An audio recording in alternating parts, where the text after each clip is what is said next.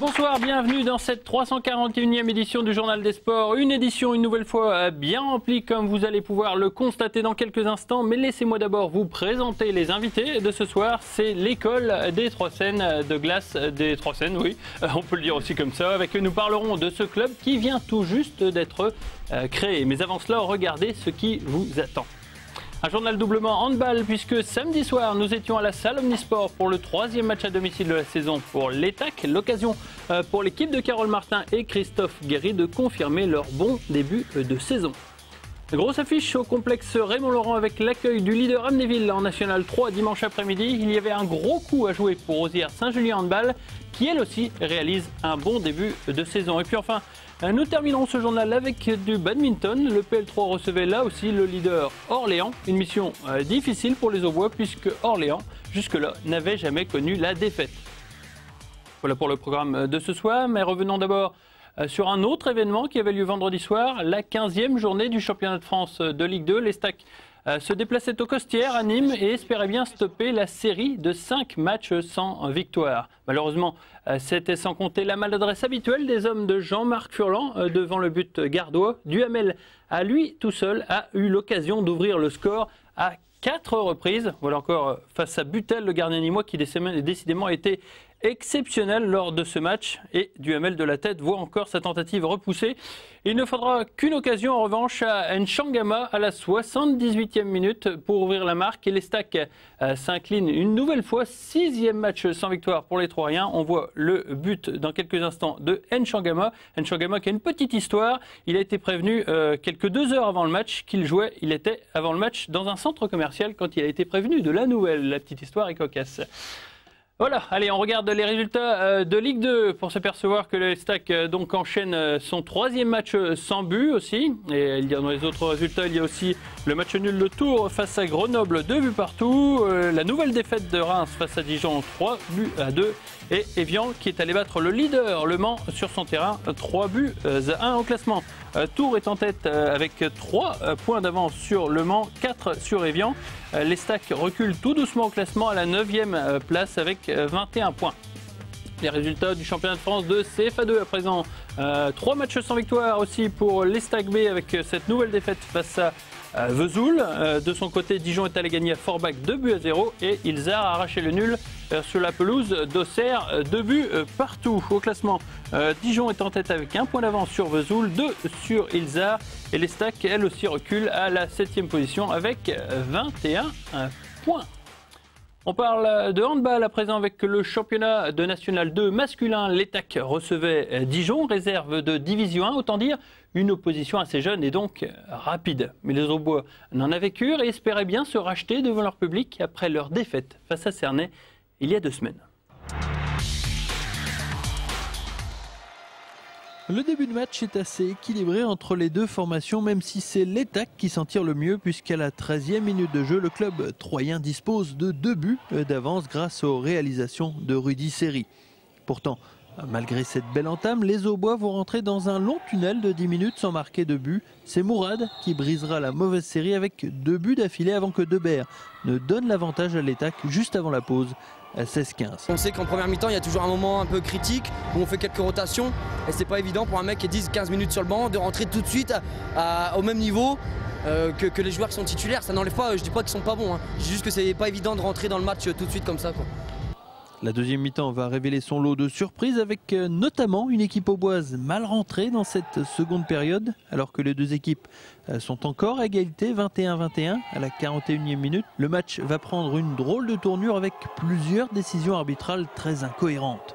Les Troyens se sentent lésés, floués et finissent par péter les plombs à l'image de Carole Martin expulsée à 13 minutes de la fin. Les locaux ont alors 4 buts de retard et cette injustice va voir les partenaires de Romain Garnier revenir dans le match porté par leur public. Dijon n'a alors plus qu'un but d'avance, 25-26 à 11 minutes de la fin. Le match il joue pas forcément là mais ça nous a pas aidé, ça c'est clair. Après on n'a pas eu de très bons arbitres, ça c'est clair. Après normalement on est capable de passer au-dessus. Là on a pété un peu un cap sur les arbitres, ça nous a un peu déstabilisés. L'ETAC a perdu beaucoup d'influx dans cette fin de match, a parlementé avec les officiels. Les Bourguignons en profitent et prennent la tangente dans les dernières minutes. Dijon s'impose 28-31. Ça fait partie du jeu, mais là ce soir on n'a vraiment pas été aidé, quoi. Je crois qu'on a eu Casper et Fantomas. Alors je vais rester poli parce qu'il faut des arbitres pour jouer au handball. Là malheureusement ce soir ça a été un petit peu dur pour nous. Bon voilà, il y a 3 points. Alors ces gens-là ils se rendent pas compte qu'on travaille toute la semaine. Et puis que le soir, eux, le samedi soir, ils gâchent la fête, quoi. C'est un peu dommage, quoi. Alors, deuxième défaite à domicile d'affilée pour les joueurs de Carole Martin et Christophe Guéry qui espèrent bien se relever prochainement d'une telle rencontre cauchemar. Voilà, et dire que samedi c'était la journée mondiale de la gentillesse. Allez, les résultats de handball national 2 masculine pour voir évidemment les autres résultats de la poule de l'ETAC.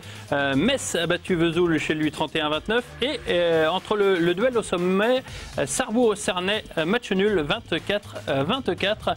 On regarde le classement pour voir que l'ETAC recule évidemment au classement à la 8e position avec 16 points. Cernay et Metz se partagent la place de leader, même si Cernay est à 1 point devant.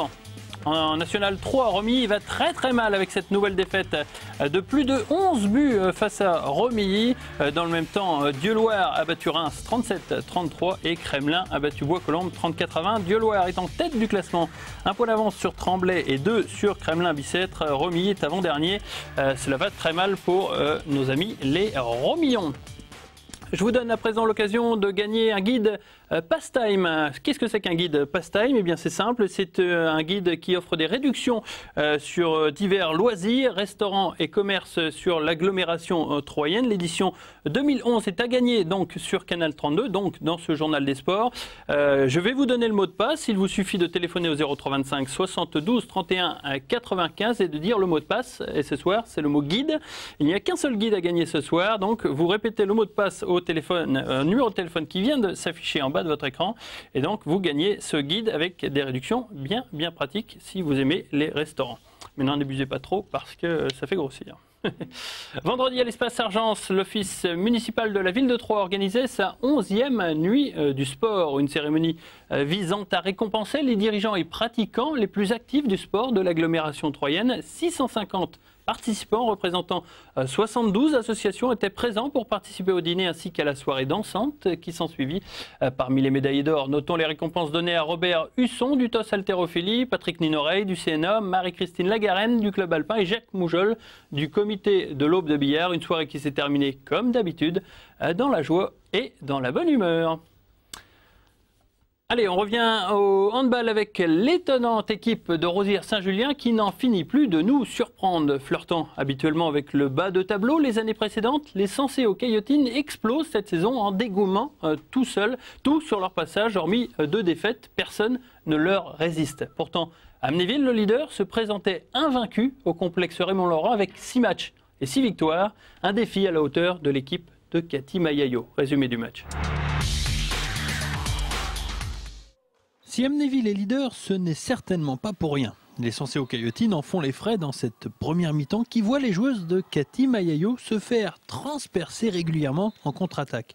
Les Auboises ont 5 buts de retard à 10 minutes de la pause et on se dit que c'est mérité car dans le jeu, Rosières est brouillon. Heureusement, le banc d'Amnéville, donc leurs joueuses, se fatigue et les Vertes peuvent rejoindre les vestiaires avec seulement 3 buts de retard, 15-18. Pour Cathy Mayayo, rien n'est perdu. Oui, on va revenir. Je ne suis pas inquiète, on va revenir. Il faut simplement que les arbitres arbitrent bien, c'est tout. L'entraîneur Sancéo Caillotin déchante très rapidement en début de seconde période avec une entame désastreuse pour les partenaires de Christelle Gueux. Elles encaissent un 7-1 en 6 minutes, ce qui fait dire à peu près tout le monde dans la salle que c'est cuit. 9 buts de retard, c'est beaucoup, même si dans les minutes qui suivent, Rosières revient à -6.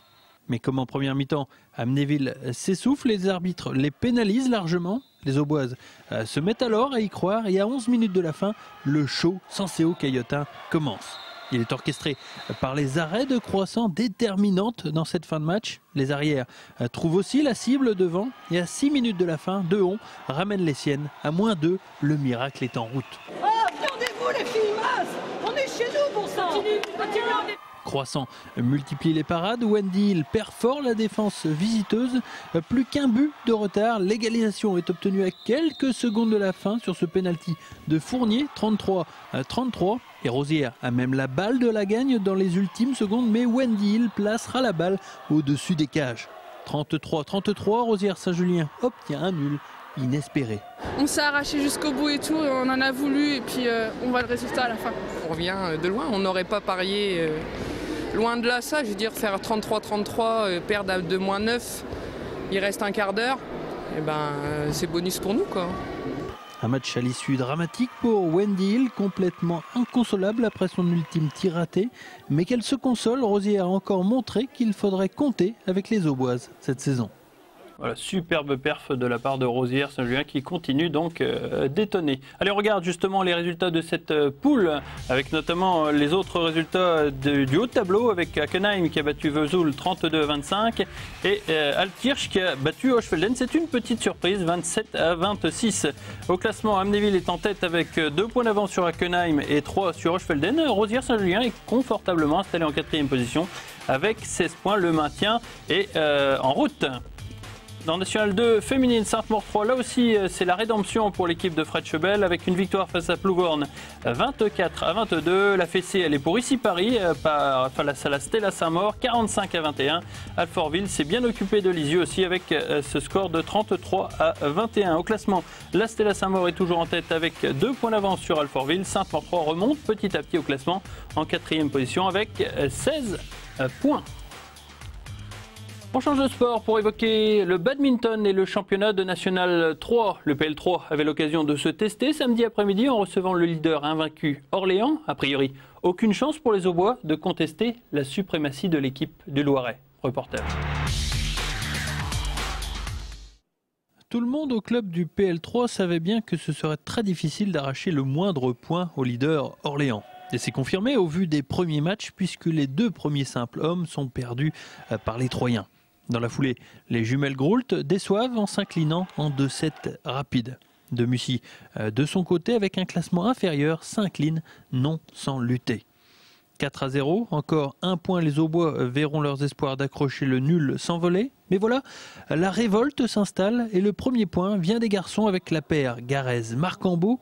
Les 2 hommes ne cèdent pas un pouce de terrain. Ils remportent le premier set 21-18 avant d'empocher la victoire dans une seconde manche rondement menée 4-1. L'espoir demeure. On va essayer de faire marquer 2 voire 3 points éventuellement. Et puis bon, on sait que les autres équipes avant ont pris 8-0 et 7-1. Donc à nous de faire mieux et puis de montrer aussi aux équipes de notre niveau qu'on est bien présent et qu'on joue au moins la 2e place, voire mieux si ça finit. Malheureusement, cela va vite s'estomper avec la défaite logique de Fanny Lambert dans son simple dame. Logique, car là aussi, le classement était inférieur. Dès lors, le PL3 ne songe qu'à sauver les apparences en grappillant 1 point sur le double mixte. La formation auboise s'incline donc 6-2. On s'était préparé une défaite effectivement parce que sur le papier ils sont vraiment supérieurs à nous.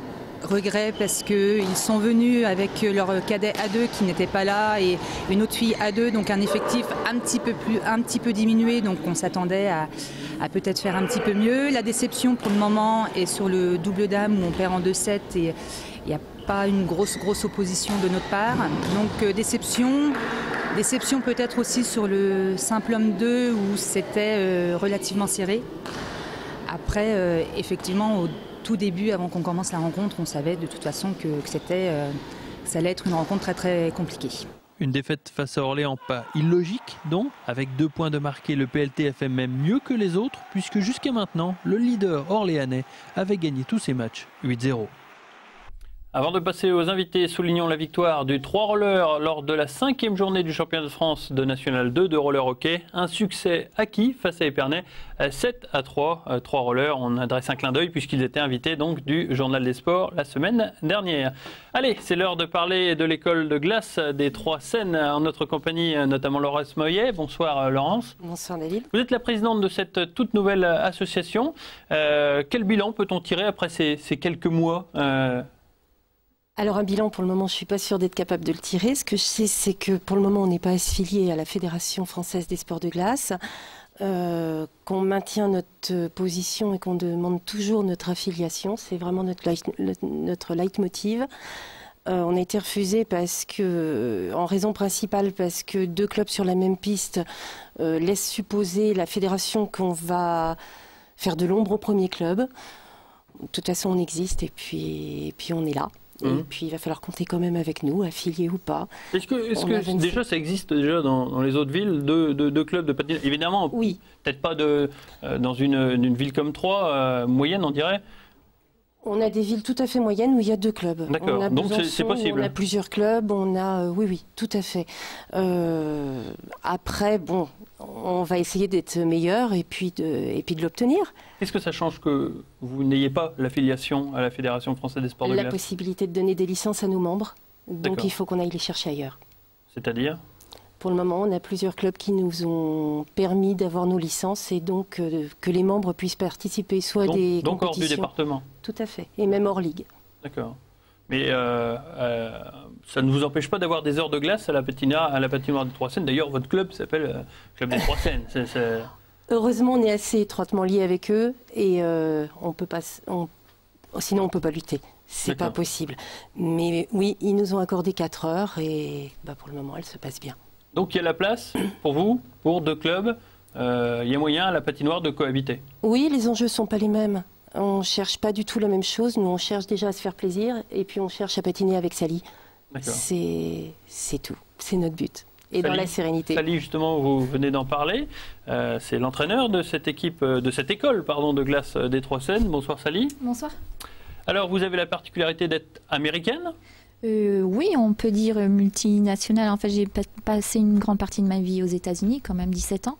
Oui. Et puis une grande partie de ma vie en Belgique, et quand même une grande partie de ma vie en France aussi. Donc, voilà. Donc on prend des morceaux de glace un peu partout. Des morceaux de glace un peu partout, oui, voilà. Qu'est-ce qui change par rapport à la France, la Belgique, les États-Unis? C'est une glace différente, une façon de voir le patinage? Ah non, les patinoires sont les mêmes. Et puis la nôtre ici à Troyes ressemble très fort aux patinoires américaines, type style américaine, très agréable, pleine de lumière, vraiment idéale pour entraînement et compétition. Qu'est-ce que vous avez envie d'apporter à cette école? Il y a une touche particulière? Un certain dynamisme surtout. Vraiment attirer les gens vers la glace, toute personne, petite et grande, et puis apporter en fait ma passion de la glace aux autres. Et voilà, ça c'est mon seul but en ce moment, c'est de faire évoluer, de démocratiser, je veux dire aussi populariser le patinage artistique vers tout le monde, vers les petits et vers les grands. Jusqu'à présent, on n'a pas parlé de compétition, mais est-ce que c'est aussi un leitmotiv, comme parlait la présidente? C'est un motif aussi, c'est pas un motif principal, mais c'est un motif qu'on a besoin quand même. Les gens qui commencent dans un sport, ils doivent pouvoir évoluer et puis continuer vers la compétition. C'est ça qui rend le goût aussi de continuer, de prester, de gagner. Oui. Et puis c'est tout à fait possible. Donc on essaye de les faire évoluer, on les envoie faire des sessions de tests. Belgique? On a fait une compétition internationale en Belgique, on les a envoyés en Belgique, oui. En Italie, bientôt? Bientôt en Italie. On cherche... J'ai pris mes renseignements. Oui, voilà, tout à fait. On cherche à les faire sortir un petit peu du pays, surtout à gagner de la confiance et voir autre chose autour pour qu'ils se rendent compte de ce qui se passe dans le milieu patinage. Voilà. Noélie, vous êtes patineuse depuis peu à l'école de glace des Trois-Seines. Depuis son début, oui. Oui. Qu'est-ce que ça change, l'enseignement de Sally? Comment ça se traduit? Elle a vraiment des très bons cours, des très bons conseils. Et donc, on progresse très bien et très vite avec elle. Donc, c'est vraiment un bon professeur de patinage. Charmé. La compétition internationale, est-ce que ça vous aide, ça vous fait progresser? Alors, pour ma part, j'ai pas eu l'occasion d'en faire. Mais oui, j'aimerais bien. C'est vrai que c'est un autre niveau. Enfin, c'est motivant. C'est motivant. Puis oui, on voit d'autres choses. On voit d'autres personnes, d'autres pays. Ça change des compétitions juste nationales. Dans les images qui sont passées il y a quelques instants, on a vu beaucoup de jeunes filles qui pratiquent le patinage. C'est ouvert peut-être aux hommes aussi, il faut le dire. Oui. Oui. On n'en voit pas beaucoup, mais c'est ouvert aux hommes. Oui, et c'est ouvert aussi aux plus grands. Voire aux plus vieux peut-être. Aux adultes, aux plus vieux, oui. Ça fait 10 ans. Je n'ai pas dit plus âgés, j'ai dit plus vieux. Oui, plus âgés, je veux dire, ça va jusqu'à l'âge de 70 ans, on pourrait dire même. Donc j'organise avec le club de Dunkerque Patinage une compétition spéciale internationale pour adultes. Ça va faire 10 ans, on y va la semaine prochaine, donc il y a 3 jours de compétition, ça fait 10 ans qu'elle existe. Et on a 125 inscriptions de 9 différents pays, donc tous des adultes à partir de l'âge de 18 ans. Donc voilà, c'est ça que je voulais dire par populariser le sport. C'est très important pour le sport du patinage artistique qu'il soit accessible à tout le monde pour grandir, pour faire grandir le sport. Présidente, est-ce qu'à terme on peut envisager une compétition sur 3, une compétition d'envergure ou une compétition moindre pour montrer que vous êtes capable de le faire justement? On ne peut l'envisager que si on est affilié à la fédération. Donc pour le moment. Pour le moment, mais vous y songez? Ah bah oui, ça va avec. Oui. Oui. Ça va avec, je pense que c'est aussi un but, c'est un rêve, c'est un petit challenge en même temps. Puis Sally s'est déjà organisée, donc on est à bonne école. Alors, si on veut s'inscrire, si on veut prendre des renseignements, comment fait-on? On nous contacte, on a un site internet qui est www.eg3s-3 la ville. Apparemment c'est Noélie qui s'en occupe puisque vous la fixez. .com eg3s.com eg3s-3 la ville.com. D'accord. Et puis sinon, j'ai mon portable. Et les horaires d'entraînement Le mercredi de 12h30 à 13h30. On peut aussi aller à la patinoire directement quand on y est. Le mercredi. Est sur place. Mercredi 12h30, 13h30. Vendredi 19h-21h. Et samedi un petit peu tôt, 8h, 9h le matin. D'accord. Donc on l'a entendu il y a quelques instants. La prochaine échéance, c'est donc ce déplacement à Dunkerque, si j'ai bien compris. Il y a d'autres compétitions à venir très prochainement? On essaye d'en organiser une par mois. C'est important pour les filles d'en faire le plus possible. Donc on envisage d'en faire une par mois. D'accord. Ouais. Et une date peut-être Plusieurs dates, je ne les ai pas tous en tête, mais après il y aura décembre. 11 décembre Oui, mois de janvier, mois de février, il y en a. Ça va venir vite donc. Oui. D'accord. Eh bien, écoutez, je vous remercie d'être venu sur ce plateau. On vous souhaite bon vent donc à l'école de glace des Trois Seines. Merci beaucoup d'être venu sur ce plateau encore. Merci de nous avoir invités. Alors que tout dernièrement, le Coq Sportif a fait sa réapparition à Romilly-sur-Seine en installant quelques-uns de ses bureaux, l'association Romilly Patrimoine en a profité pour raconter dans une exposition la trace laissée par l'entreprise créée par la famille Camuset à Romilly-sur-Seine. Une trace ouvrière textile, mais surtout une trace sportive. Reportage.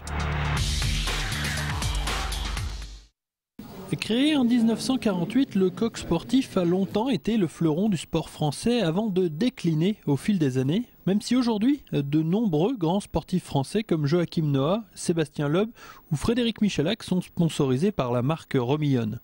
C'est dans le cadre du souvenir donc que s'est créée cette exposition consacrée à l'époque dorée du gallinacé le plus célèbre de France. Grâce à la collaboration de la famille Camuset, créateur de la marque, Romilly Patrimoine boucle ainsi une série d'expositions consacrées au textile. On avait fait une première exposition sur l'histoire de la chaussette, ensuite sur le caoutchouc, parce qu'on était, comment dirais-je, Romilly était le plus grand centre de production de tricots élastiques. Et puis, il n'y avait plus que la confection qui nous restait à faire, la confection, et donc le Coq Sportif était tout indiqué pour justement montrer donc, tous ces maillots, et ses survêtements, ses chaussettes et ses shorts. Parmi les raretés, une raquette de Yannick Noah, plusieurs clichés des stars sponsorisées de l'époque comme le boxeur Jean-Claude Boutier, l'athlète champion olympique Guy Drut, ou bien des maillots de football en pagaille comme ceux de Nantes, champion de France en 2001, Bordeaux en 1999 ou l'Ajax d'Amsterdam, triple champion d'Europe 71, 72 et 73 sous l'emblème Romillon, un véritable trésor. Nous savions que Mme Camuset avait gardé beaucoup de choses. On ne savait pas autant, mais on savait qu'elle avait gardé énormément de choses, ce qui est très rare parce que la plupart du temps, quand une entreprise s'en va ou personne ne garde, tout le monde jette, tout le monde brûle. Ce qui est dommage parce que nous, on s'appelle de patrimoine, on aime aussi garder les choses. Outre la collection textile, les visiteurs peuvent aussi apercevoir les affiches publicitaires des années 50 ainsi que l'historique de la marque. Disponible aussi dans les vitrines, la correspondance du monde entier de la famille Camuset avec les sportifs sous contrat à l'époque avec le Coq Sportif. Une visite qui permettra donc d'observer aussi que le coq sportif était porté dans le monde entier. Michael Jackson lui-même a porté un maillot frappé du coq dans les années 70. Allez, pour terminer ce journal, je vous propose de gagner des places pour le spectacle féerique et magique, le Cirque sur l'eau. C'est du mardi 16 jusqu'au dimanche 21 novembre, autour d'un bassin de 60 000 litres d'eau et des otaries, des clowns, des magiciens et des acrobates. Tout ça au parc des expositions. Vous téléphonez au 0325 72 31 95. Les 5 premiers appels reçoivent une place gratuite donc pour le Cirque sur l'eau. Appelez vite, il n'y a pas beaucoup de places. Voilà, je vous laisse regarder l'agenda du week-end sportif de la semaine prochaine avec la première date, avec le vendredi 19 novembre, un gala de catch, le combat des gladiateurs. C'est à 20h et c'est à la salle Omnisport.